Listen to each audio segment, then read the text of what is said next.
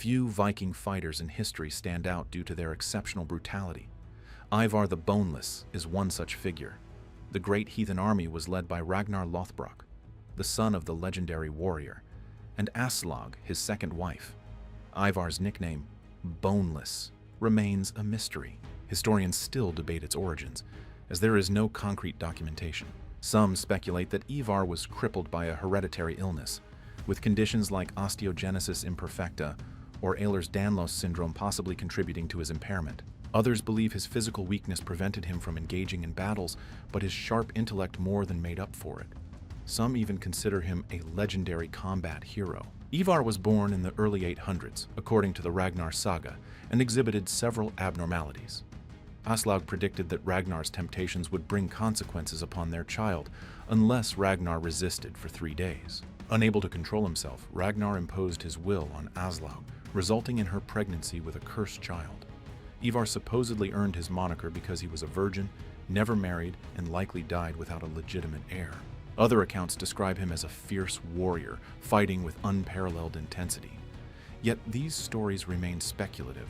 What we do know is that Ivar was a brilliant military strategist and served as a cunning warlord.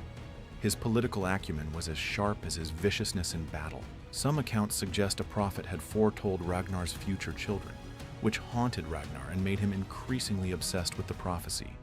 Despite his efforts, Ragnar was unable to carry out his plan to kill Ivar. Eventually, Ivar chose exile from society.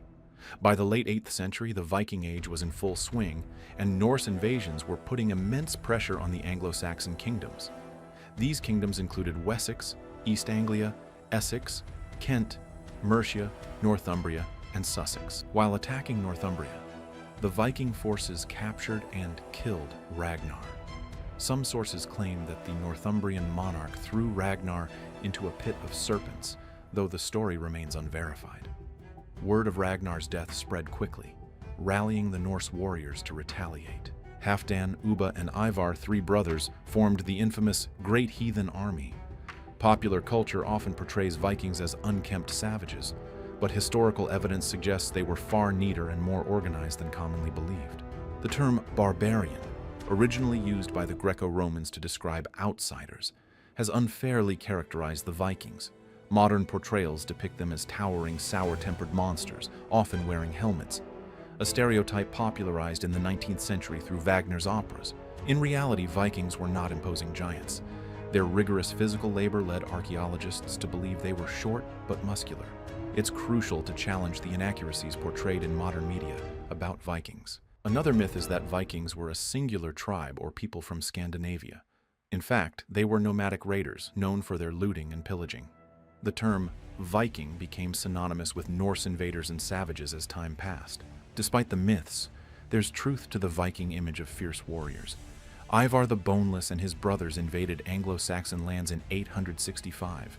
By 866, they had reached Northumbria, landing in East Anglia and conquering York. Unlike typical raids, this invasion was not about plunder. It was driven by the desire for revenge for the death of their leader. The English were unprepared for the scale and frequency of the Viking invasion. They had grown accustomed to raiding bands from the north and plundering their cities and villages.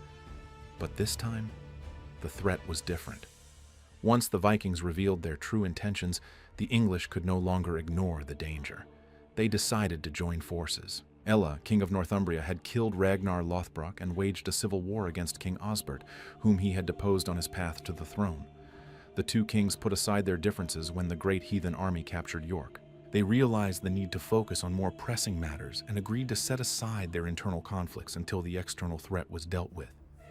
Ivar and his soldiers, however, were undeterred by the compromise. They swiftly overcame it, eliminating King Osbert and capturing King Ella. Ella, worse than his predecessor, met a brutal fate for murdering Ivar's father. Historians debate whether Ivar personally tortured Ella, but some believe he did. One of the Danes' most horrific methods of execution was the blood eagle. The Danes would slice open the victim's back, remove the skin, and pull out the lungs, spreading them out like an eagle's wings. It was a gruesome way to exact revenge. After Ella's death, Northumbria lost its autonomy. The Vikings placed a puppet king, Egbert, on the throne. They then turned their attention to Mercia.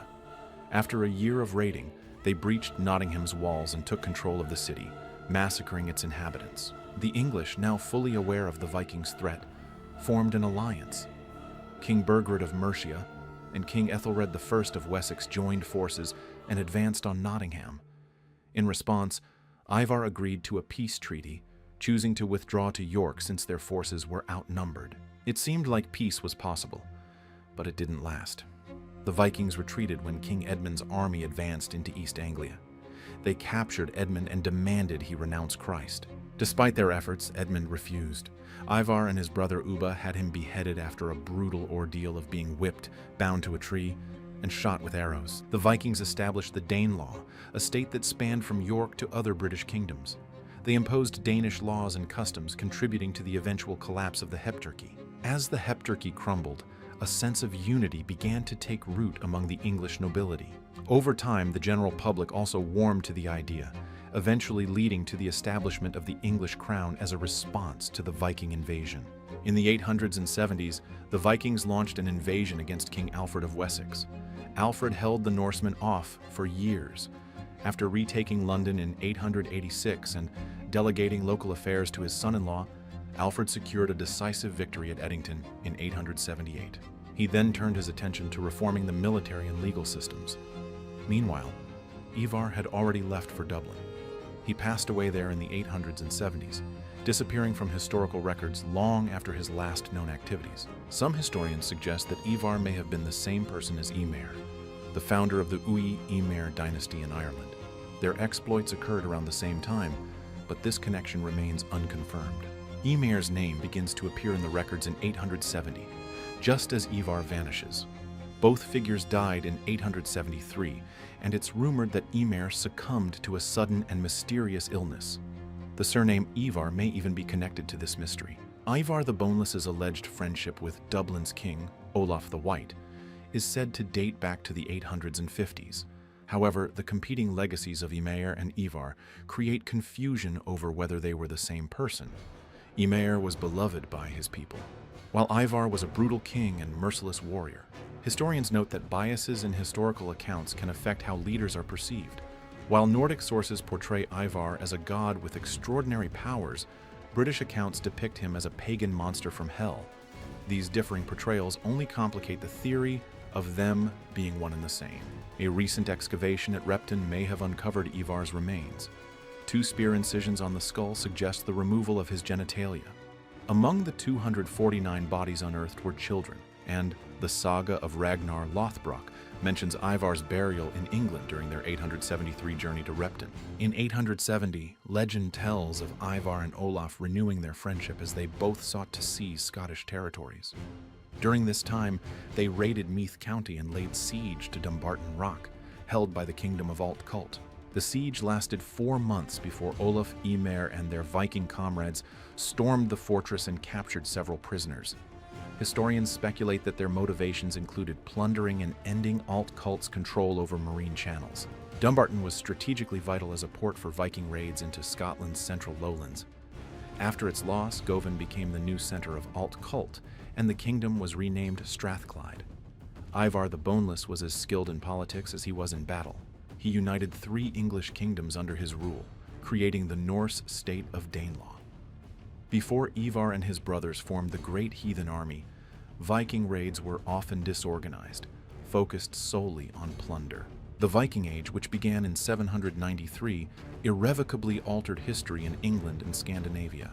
Although Ivar didn't start this era, his leadership of the Great Heathen Army marked a pivotal moment in Viking history. The Danes maintained a strong presence in the British Isles until 1066, thanks to their conquests and settlements.